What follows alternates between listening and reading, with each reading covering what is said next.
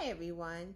So the other day I was at the gym and my instructor was saying that she wanted to get into politics, learn more, but she was just so confused when she watches the news. She doesn't know what's happening.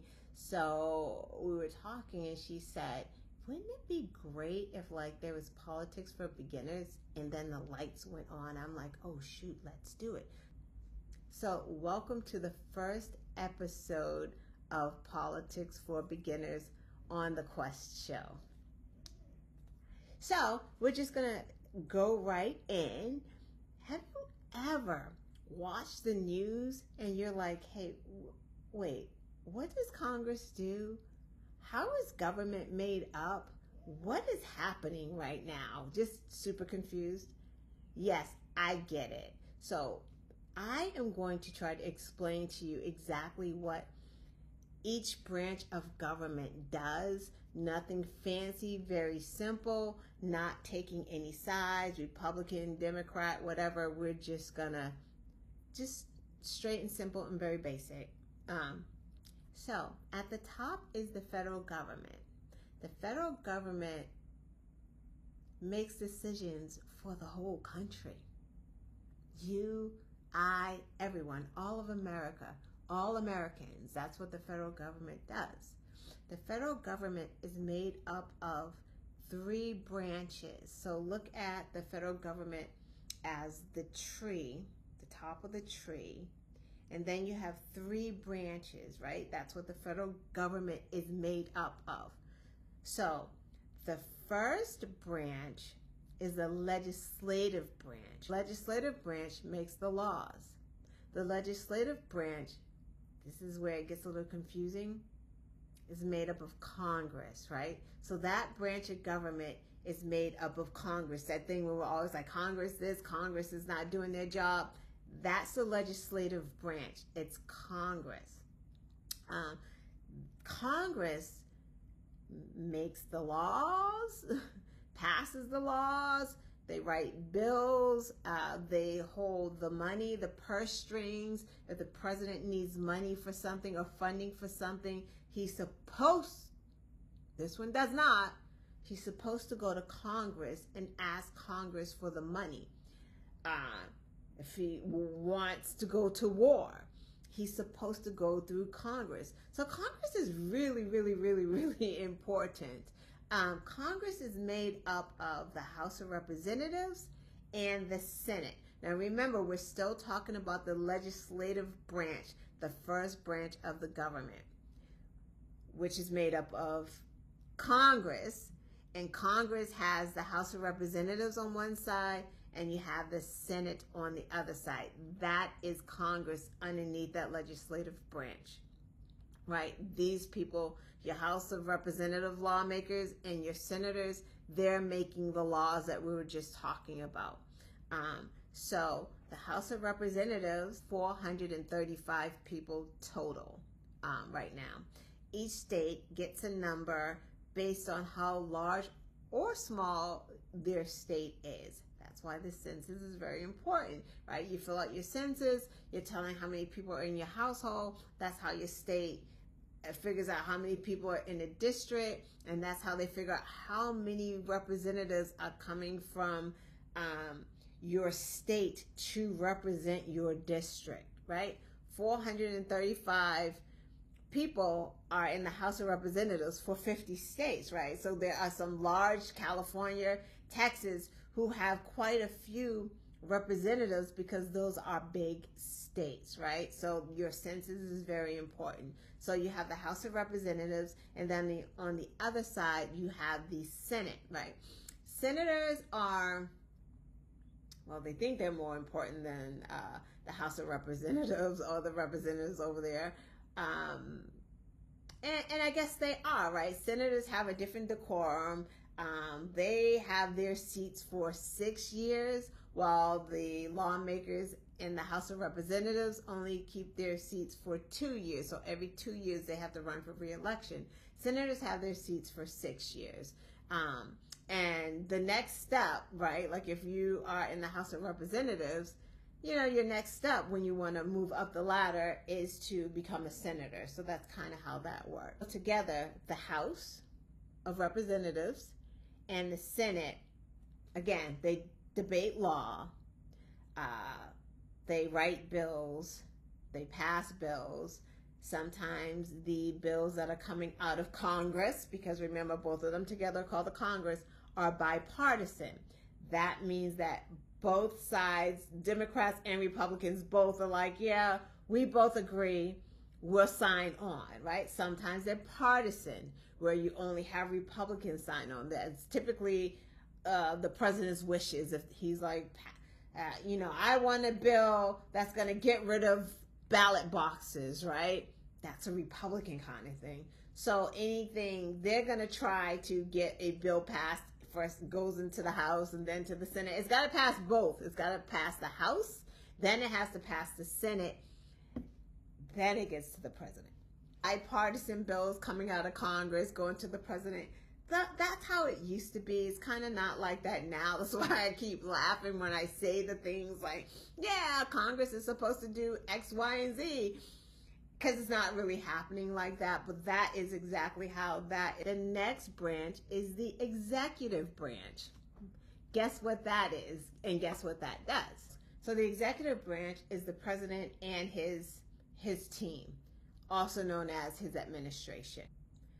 The president is the head of the executive branch. He signs the law coming from Congress, or he vetoes the law coming from Congress. The president runs the military, foreign affairs, etc., etc. You know the drill. You know what the president does. He gets a 4-year term, and then after his 4-year term, he can run again for a second term. You only get 2 terms, 2 4-year terms. So, for instance, Obama, he was president for 2 terms in a row. So he was president for 8 years.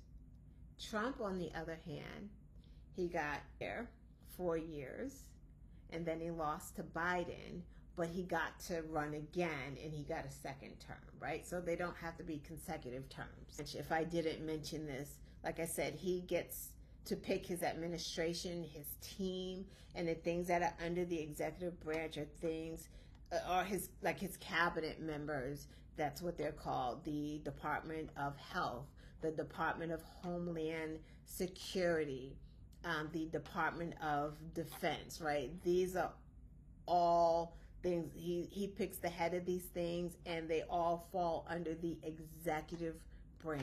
So we have talked about the legislative branch.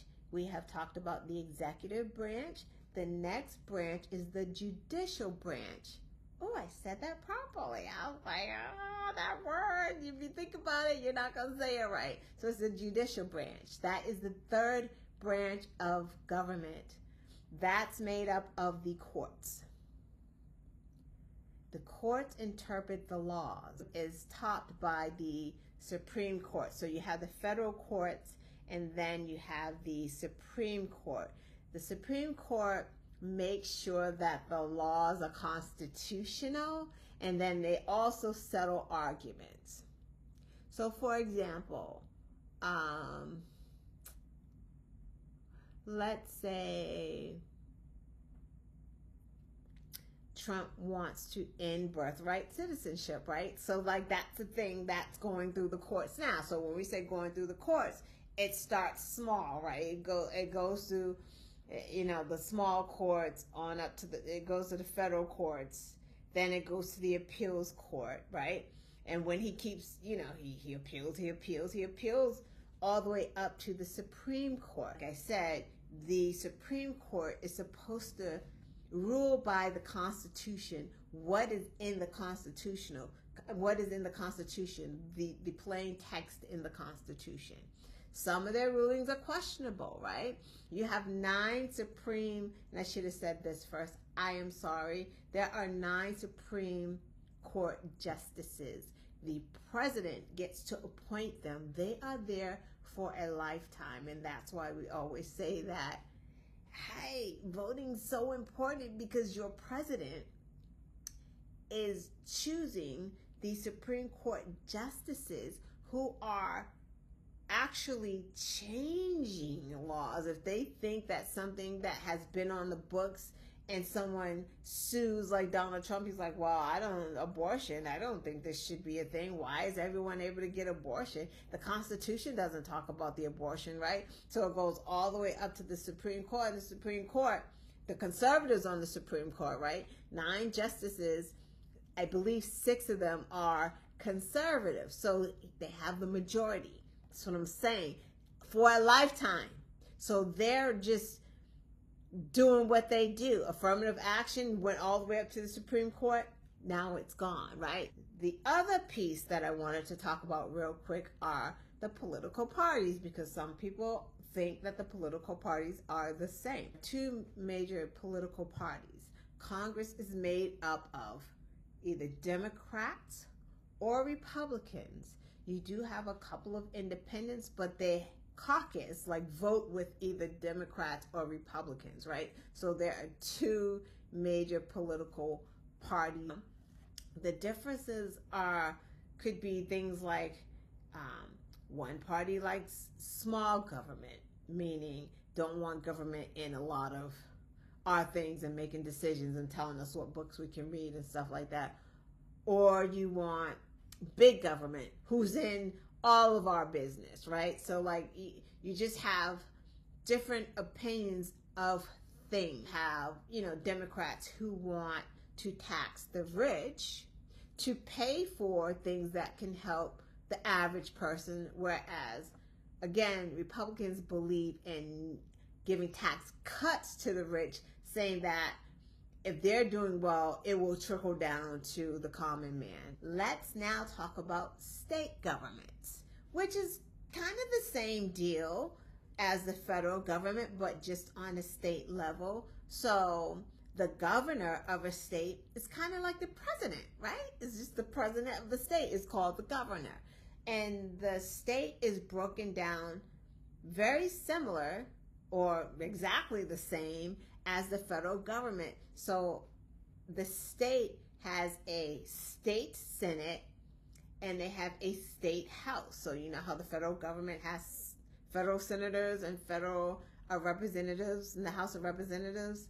The state has the same, but it is on a state level. Those things that the federal government does not handle, like this in the state. So like in Massachusetts, my governor, Maura Healey, would handle like funding to schools, the healthcare system in Massachusetts, the housing in Massachusetts, the roads, plowing, snow removal for the state, making sure that there's enough salt and treatment for all of the roads, the state highways, the highways within the state. The next is the local government. The local government is probably the most important to people. It deals with the things that is going on in your backyard, in your neighborhood. So local government is very important, and there are local elections, right? Like, who knew? But there's state elections, local elections, federal elections. So local elections are very important. So the local government is basically split into counties, boroughs, municipalities, cities, right? So that's how that government is split into, and within those cities and within those towns and within those boroughs and municipalities, you have like town councilmen, like you would vote for that, like in a town would have town councilmen. If you're in a city, you would have a mayor. Like in a borough, I don't know, borough leader, like I don't know what they're called for because we don't have boroughs here, but like district, you would have a district man or a district woman, you know what I mean? So it's set up like that. And those local leaders would make decisions about like local police, fire department, zoning, whether you can build an addition to your house, because this is all local. You would get to vote on things like, yeah, I don't want this gun range to be built on my street. There's a school right there, right? Like, you get to vote on that. Quick summary. Federal government, that's that. The federal government has 3 branches. The 3 branches are what? You got it. First one is legislative. Second one is executive. Third one is judicial. Legislative, what do? Laws, bills, holds the purse strings. Executive, that is the president and his team. Judicial, that's the federal courts and the Supreme Court.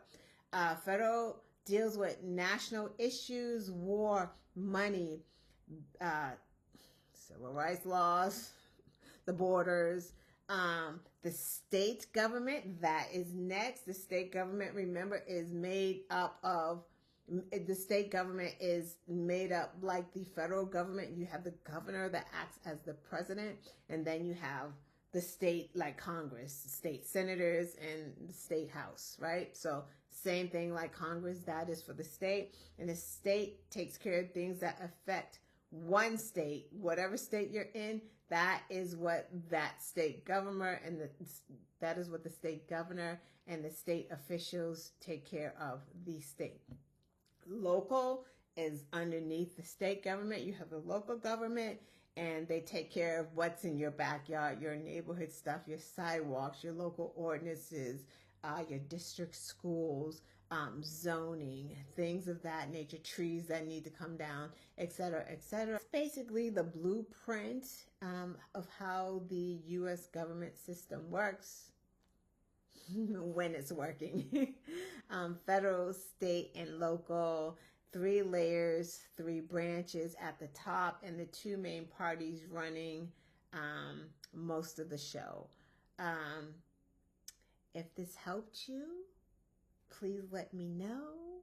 If it didn't, please let me know. Hit like, share, subscribe, hit the notification bell, so when I do episode 2, which I have not decided what I want to talk about or give a lesson about, it's going to be connected to what we just learned. It should be the next step. After you know what government does, we need to know what the next step is, and maybe that is voting. And again, like, share, subscribe, hit the notification bell so you know the next time I do this. Thank you.